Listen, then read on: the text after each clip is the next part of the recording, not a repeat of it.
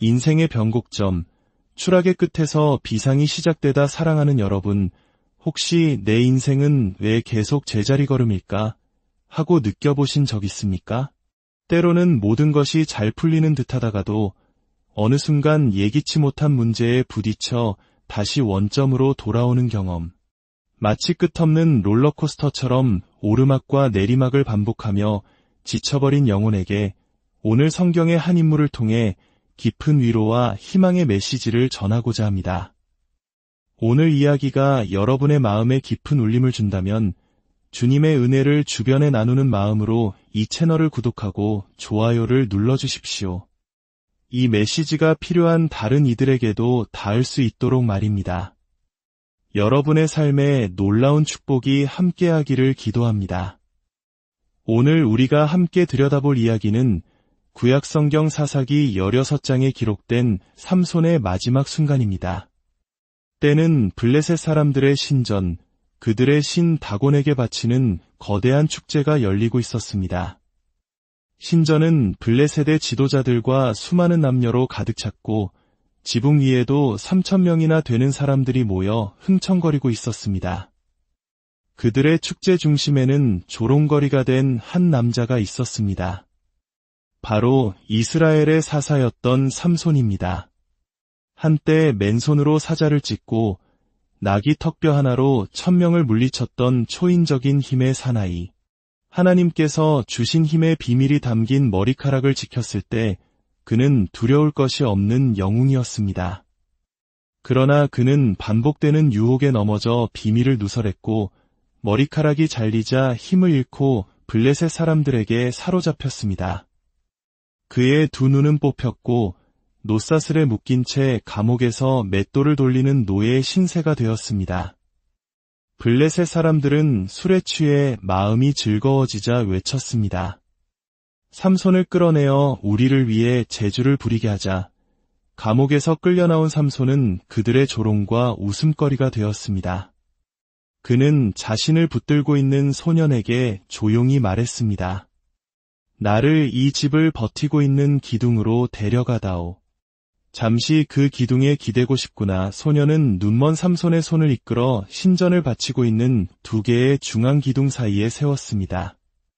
그 순간 삼손은 주 하나님께 부르짖었습니다. 주 여호와여, 구하옵나니 저를 기억하옵소서.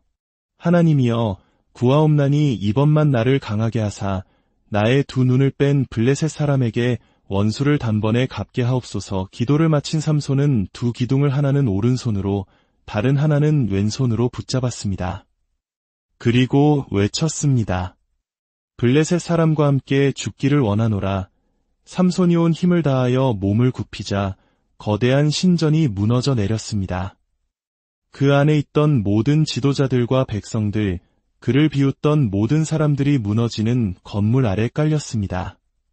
그리하여 삼손이 죽을 때에 죽인 자가 그가 살아있을 때 죽인 자보다 더욱 많았다고 성경은 기록합니다. 사랑하는 여러분, 저는 오늘 이 삼손의 마지막 순간을 통해 인생의 변곡점에 대해 이야기하고 싶습니다. 변곡점이란 한 개인이나 조직, 혹은 한 국가의 흐름을 완전히 바꾸어 놓는 결정적인 전환점을 의미합니다. 그 이후로는 결코 이전과 같은 상태로 돌아갈 수 없는 극적인 변화의 순간입니다. 삼손의 인생은 마치 격렬한 파도와 같았습니다. 하나님의 부르심을 받은 사사로서 놀라운 힘을 발휘하는 정점의 순간이 있었는가 하면 자신의 정욕과 약점을 이기지 못하고 비참하게 추락하는 실패의 순간도 있었습니다. 성공과 실패, 강함과 약함, 영광과 수치 사이를 위태롭게 오갔습니다.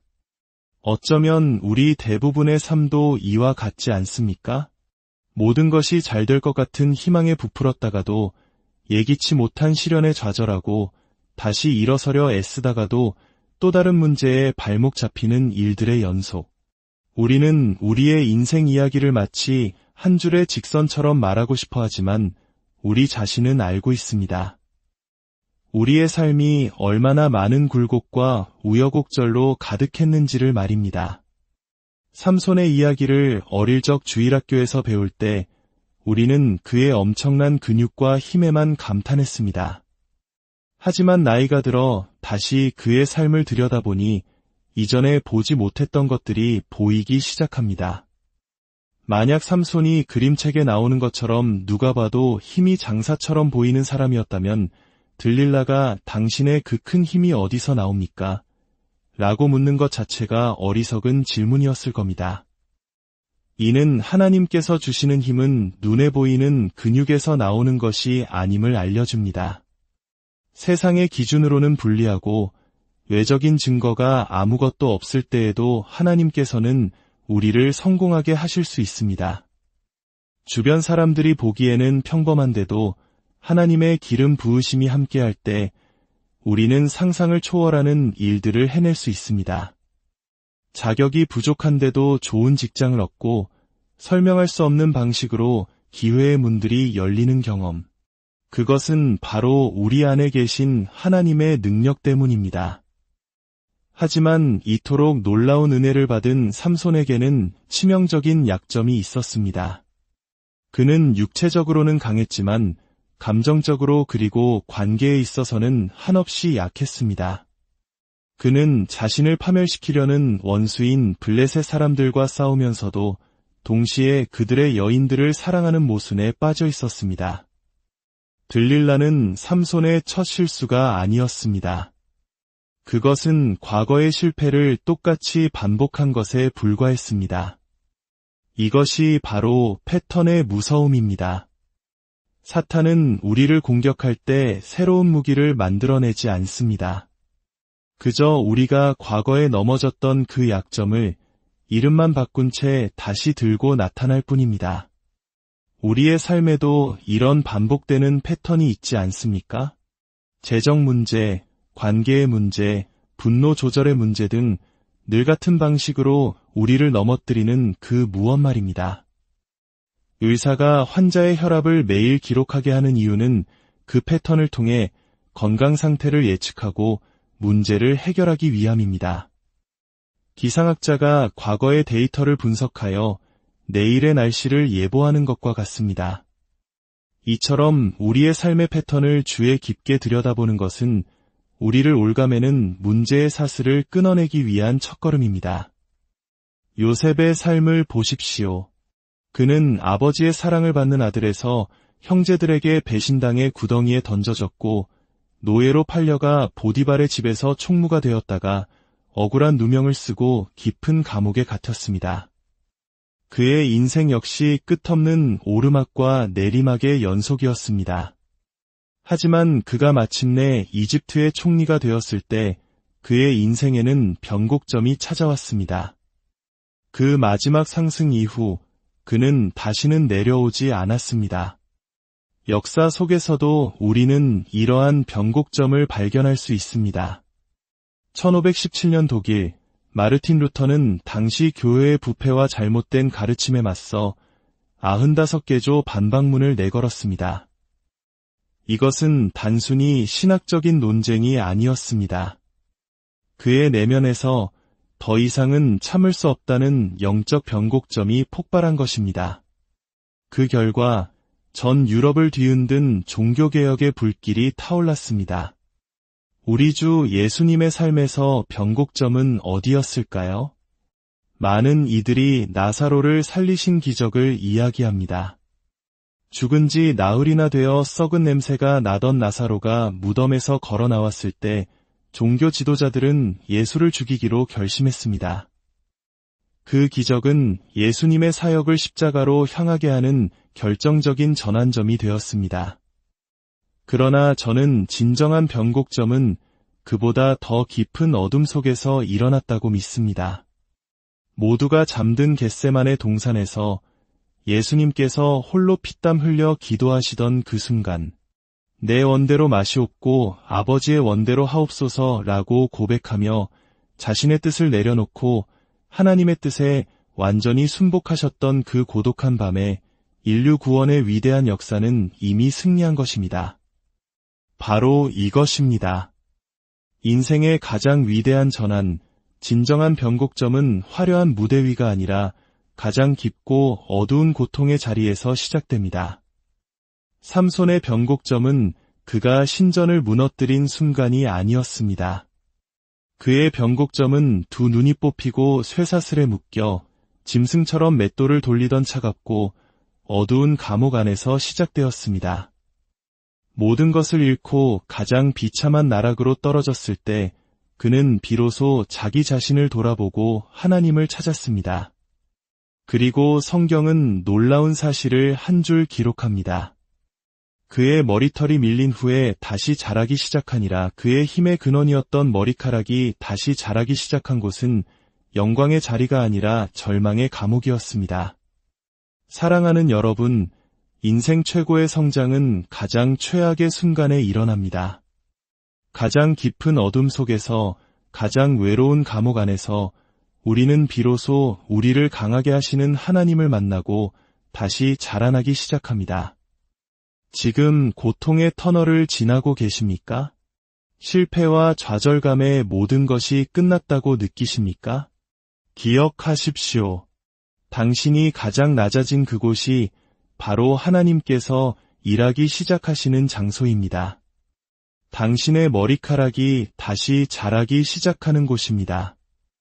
당신의 인생에 다시는 내려오지 않을 상승을 준비하는 변곡점입니다. 삼손은 그의 마지막 순간에 단 한 번의 기회를 구했습니다. 이번만 나를 강하게 하소서. 그리고 그는 그 마지막 힘으로 자신을 조롱하던 원수들과 함께 장렬한 최후를 맞이하며 살아있을 때보다 더 큰 승리를 거두었습니다. 이제 당신의 차례입니다. 어쩌면 지금 이 순간이 바로 당신의 변곡점일지 모릅니다. 이만하면 됐다. 더 이상은 이렇게 살지 않겠다고 결단하는 그 순간 당신을 올가매던 반복의 사슬은 끊어질 것입니다. 하나님께서는 당신의 지난 모든 눈물과 고통을 기억하십니다. 어두운 곳에서 홀로 드렸던 당신의 기도를 듣고 계십니다. 이제 그 모든 고난의 시간을 딛고 당신을 일으켜 세우실 것입니다. 이전과는 비교할 수 없는 새로운 차원으로 당신의 삶을 이끌어 가실 것입니다. 과거의 실패가, 주변 사람들의 평가가, 혹은 당신 자신의 연약함이 당신을 묶어두도록 허락하지 마십시오. 삼손처럼 두 기둥을 붙잡고 기도하십시오. 주님, 이번만 저를 강하게 하소서. 제 삶을 짓누르는 이 낡은 시스템을 무너뜨리고 새로운 삶을 시작하게 하소서. 당신이 믿음으로 손을 뻗어 기도할 때 당신을 괴롭히던 문제의 신전은 무너져 내릴 것입니다. 그리고 당신은 다시는 내려오지 않을 영원한 상승을 시작하게 될 것입니다. 이것이 바로 당신을 향한 하나님의 약속입니다. 살아계신 하나님 아버지, 오늘 삼손의 이야기를 통해 우리 각자의 삶을 돌아보게 하시니 감사합니다. 반복되는 실패와 좌절의 패턴 속에서 지쳐있는 영혼들을 불쌍히 여겨 주옵소서. 가장 깊은 어둠 속에서 다시 머리카락이 자라났던 삼손처럼 우리의 가장 큰 절망의 순간이 가장 위대한 희망의 시작점이 되게 하옵소서. 지금 이 말씀을 듣는 모든 이들의 삶에 거룩한 변곡점이 일어나게 하시고 과거의 중력에서 벗어나 주님 안에서 영원히 비상하는 새로운 삶을 살게 하여 주옵소서. 우리 주 예수 그리스도의 이름으로 간절히 기도드립니다.